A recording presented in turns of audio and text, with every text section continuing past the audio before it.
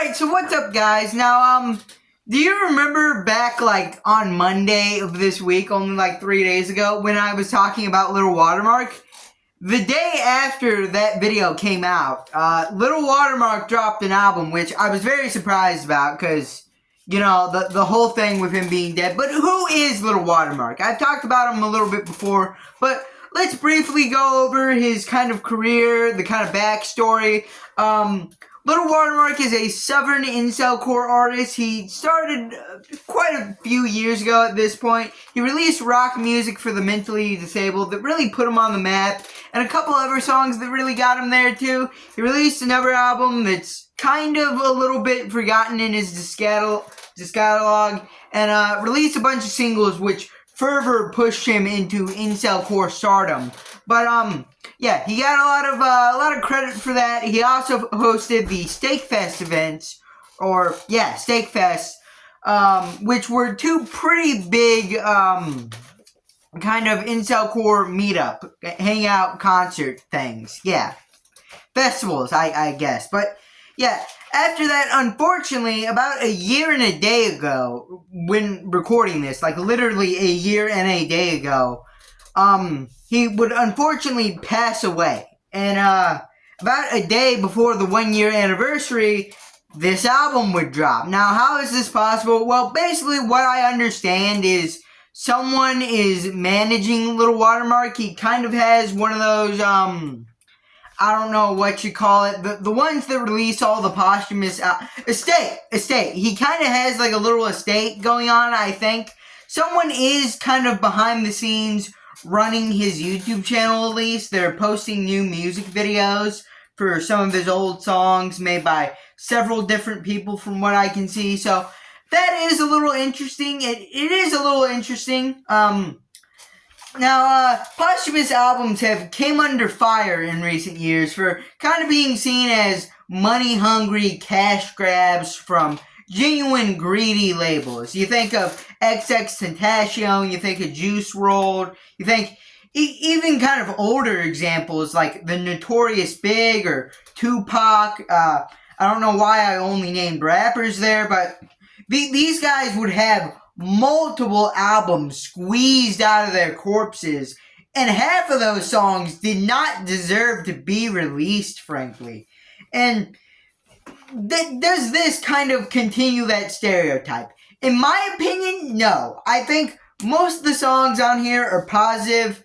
I have positive feelings towards. There are a few ones I'm a little bit on the fence with. There's a little bit of negativity in some of these, but hey, this is not an attack on Little Watermark. Rest in peace, Little Watermark / Ian, I think is his real name. Rest in peace to him. This is not an attack on him. This is purely just about the music. I have an infinite amount of respect for Little Watermark. He was a huge figure in incelcore at the time he was in. But hey, we've done enough stalling. We've been here for about 3 minutes already. Let's get into the track-by-track breakdown of this album. First up, we got Corning Baby Roundhouse Kick. Now, what any of those words had to do with each other, I have no idea. What is Corning Baby, and why is it getting roundhouse kicked? I don't know, but the song's pretty good. I gave it a 7 out of 10. Really like the drums. A lot of the rest of the track maybe didn't sink in as well, but I think the drums really added a lot to this song in particular, giving it a lot more like edge, giving it a lot more punch. Next up, we got Hassan Piker Shotties. I gave this an 8 out of 10, and I said, shocking Kaya with this one. If you get the reference, you probably do, but if you don't, that joke went over your head. But if you do, that's pretty funny, right? Yeah, I'm still in touch with the commentary drama stuff. Remember when I did that? But anyways, no. This is a great song. I think it really has a good melody. I think it really has like a good chorus, like leave you just for fun. Some quotable one-liners like that in here. Yeah, I think this is just a great song.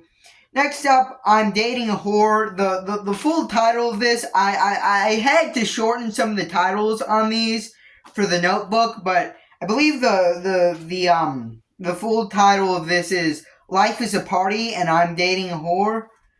But I just shortened it to the last three words. 7 out of 10. I think he comes up with another nice melody here. Maybe not the most memorable besides that, but I think this song is genuinely good. It's genuinely, like, pretty good. Next up, we got Unfortunately Emily. Gave this another 7 out of 10, but I wanted to point something out. Was he mumbling on this track? Like, around the 45-second mark, you can kind of stop understanding what he's saying. He kind of goes into a real whispery flow, which I'm not really a huge fan of. It's like he's talking like this, and the words are getting all jumbled together. Like, I don't like... Why? Though, I think overall it's a pretty good track. I think there's some pretty good screams on here. I really like it. Next up, we got Killing Texas Loves. I think Massacre was at the end of that originally, but again, I had to shorten this. I gave it a 6 out of 10. Kind of just feels like another song. It kind of feels like one that was just added to the track list that you're not going to go back to. You kind of see while you're scrolling through it. I scroll through most of the albums on this TV, and I just like scroll past some tracks and just never revisit them. And that kind of feels like what this is. This kind of feels like one that's, oh, hey, yeah, I remember listening to that song. You click down and listen to the next one, man. But the next one was actually like a little bit worse. The last thing you hear, the last thing you will ever hear, bitch, was the original title, but again, shortened. Gave this a 5 out of 10, and it's because of the screaming. The screaming is a little weird on this track. I usually love screaming in my incel-core, alright? I like the nice, fast, just the stink face inducing, like, heavy metal incel-core. I typically really like that. But here it just really doesn't fit the track. This sounds like a pop punk instrumental with like screamo vocals layered on top of it.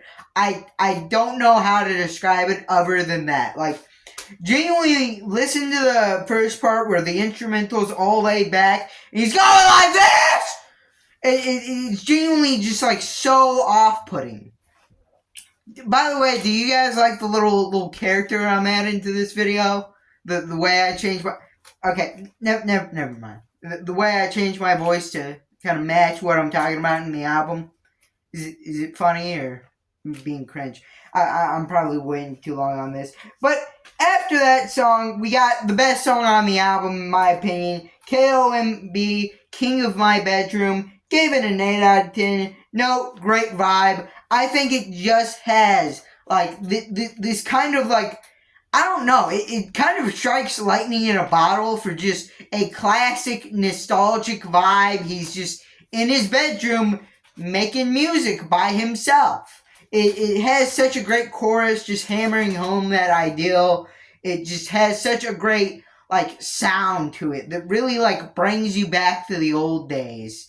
Dude, I don't know, it's kind of similar to Love I Lost, like, I'm not even like a millennial, and this is kind of giving me like millennial nostalgia. I don't even live in the Midwest, and this is giving me Midwest nostalgia, or I guess like Texas nostalgia is where he's from. I don't know. This just kind of makes me feel fuzzy inside. I don't know how else to describe it, and I could definitely see this song growing to like a 9 or a 10 for me on repeat listens. I'm probably going to like. As soon as I end this video, I'll probably go back to listening to that song, honestly. Next up, we got Give Me Back. I think this was Give Me Back My Oven Mitten originally. Gave it a 7 out of 10. Weird outro, alright? There's this really weird outro where it sounds like there's supposed to be a guitar riff, but it never really starts. It just kind of hits like 3 notes. Hits 3 notes again. hits through, and it goes on like for a little bit too long, and it seems like it's supposed to be a part of the song, like really connected to it, like he's still singing over this, but like I don't know, it's just weird. It just doesn't really work for me. But the rest of the song still pretty good. I like it. Next up, It's Never Been Better. Gave it a 5 out of 10. I didn't even write a note for it. It's a cheesy acoustic love song that does absolutely nothing for me. It's just not my type of music. If you like kind of like I guess this would be described as a love song. I don't actually know. It's a very quiet, low-key song that, as I mentioned before, I'm into that heavier stuff, so it doesn't really do much for me, unfortunately. But if you do like this, all power to you, man. And this probably will fit in like a certain scenario, like doing homework or a late night drive or like something like that. But unfortunately for me, I was not doing any of that, so I don't know. Nothing really clicked for me on this. So tallying this all together, it's like a 60 out of 90 in total. So it's like a 6.6, 6.7. I think it's tied with another album that got that same score. I can't remember which one though. But yeah, I think overall pretty solid album. There's definitely a lot of good tracks in here. King of My Bedroom being my favorite. There's also a lot of tracks in here that are a little meh. They don't really go anywhere or do anything for me.